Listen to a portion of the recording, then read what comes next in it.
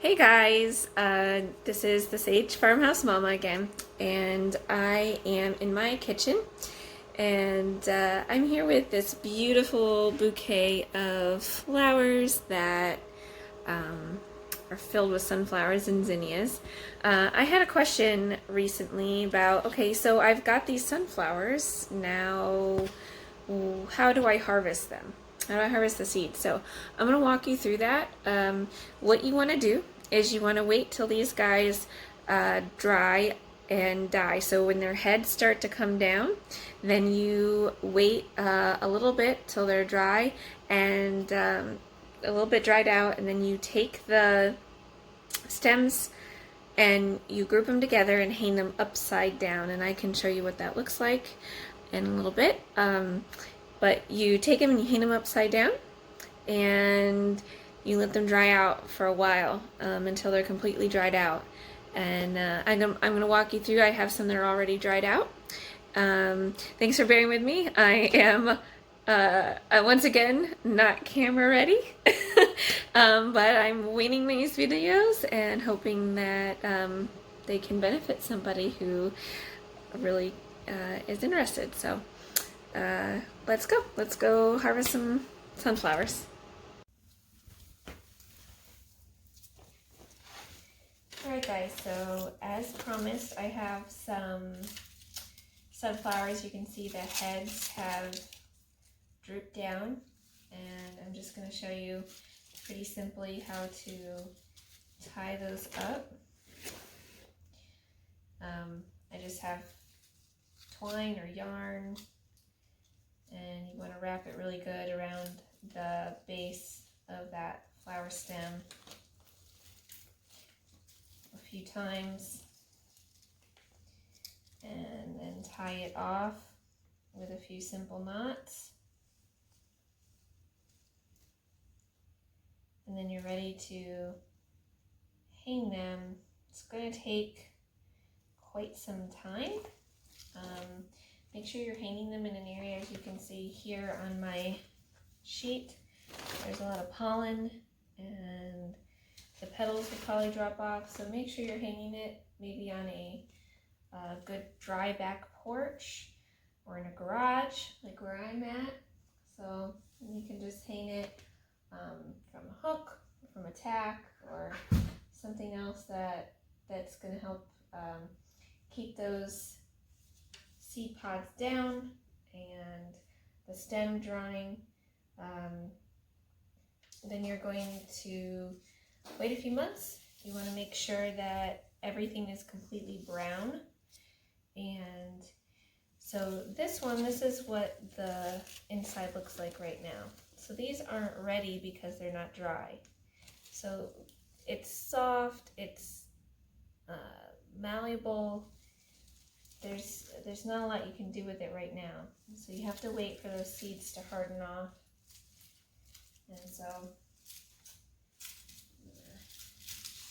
And then put the box fan behind you. So I'm going to go ahead and do that.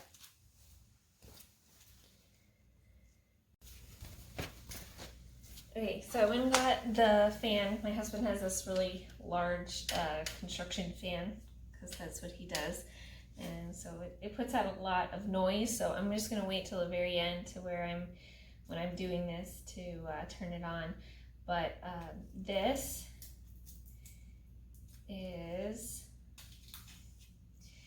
is your seed. This is a sunflower seed, and there's lots of different varieties. This one is the kind of variety you usually see when you buy like the sunflower seed packs in the store to eat, and so that's why these are really great. And so just to talk about a little bit more, some people have asked, well, why grow sunflowers in your garden? And I'm sure by now, if you're doing this, you figured out the seeds is what you're after. They're a great pollinator. Plants, bees, and butterflies, and all kinds of other little bugs love them. Birds love them. So you're feeding a whole array of really important and helpful animals for nature and for your garden. Another thing is that they produce seeds, and you collect the seeds and the seeds you can save to plant more for next year, which is what I'll probably be doing with these. Or you can save them to eat. You can roast them. You can grind them into sunflower butter. There's a whole slew of things that you can do to use these sunflowers. And the stalks are pretty firm and hardy too, and I've actually used them sometimes as like a alternative for bamboo and things in the garden, where I've cut the sunflower head off and then I've used the big long thick stem after it's dried for staking and things like that in my garden. So there's lots of things you can do. So anyways, so I'm going to start this process just so you can see, and then I'm going to turn the fan on. You're going to be able to see chaff is all the little pieces you don't want. So the idea is that the seed falls and the chaff is blown away. So what you're going to do is you're going to take your thumb and you're going to push and move out as you move along, and the seeds are going to fall out like that. Okay, and these are kind of rough, so that's what I'm saying. If you care about your hands, or if you're worried about getting scraped or anything, wear gloves. I'm not, like I said, my hands have been around the block for a while, so I'm just gonna start doing that, and then I'm gonna turn the fan on. Sorry for the noise, guys.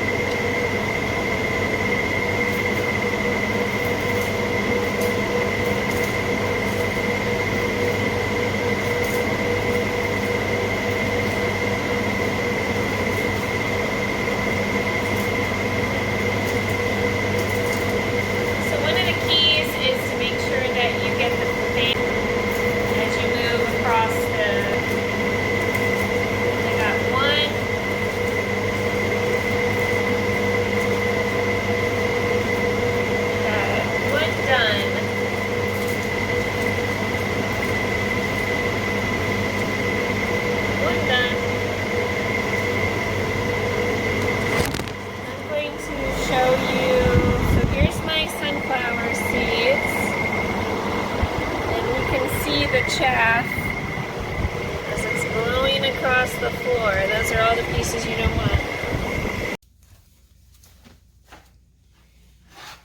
Okay guys, so I did about 6 sunflower heads, and this is what I got.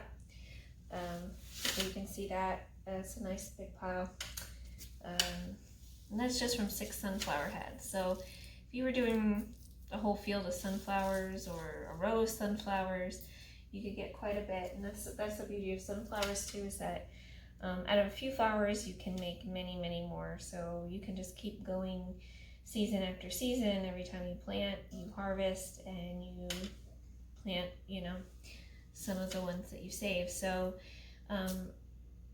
maybe another good question would be, why do I want to separate? Why do I want to go through the fan process and do it like this?